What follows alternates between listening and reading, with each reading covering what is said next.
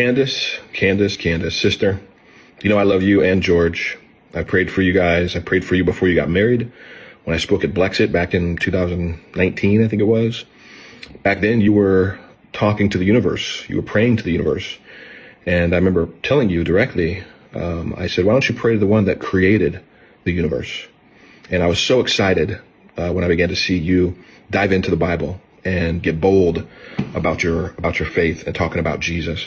To take in the wake of this tragedy to social media and project and tell the world that he was, after living a life devoted to Jesus and the Bible and the Christian faith, he always just talked about Christianity, and he talked about the Bible, and he talked about Jesus.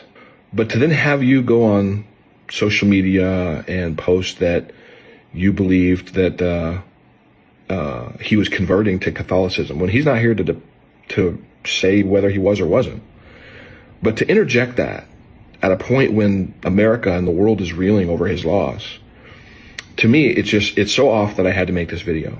Anybody that is pointing someone that is hungry, which there are millions of people right now that are hungry for what Charlie had and what he carried, and for anybody to try to point those hungry people to something other than Jesus is not right.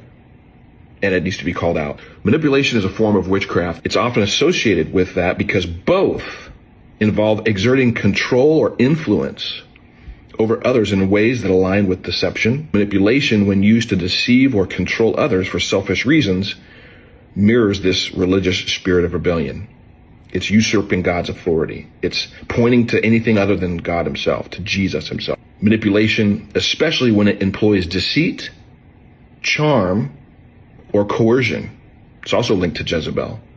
Jezebel in 1 Kings 21. She was all about coercion and charm to get people to follow her, not follow the king. Witchcraft is tied to idolatry, which is seeking power apart from God. Manipulation also often stems from a desire to play God, controlling outcomes for personal gain. It also reflects a prideful, idolatrous heart. I say all this in love, hoping that this will wake you up, Candace, and also wake up anybody that is having their eyes taken off of Jesus. So for those of you out there that are hungry for the Bible and hungry for the faith that Charlie had, please don't let anyone or anything direct you anywhere other than Jesus. It's all about Jesus.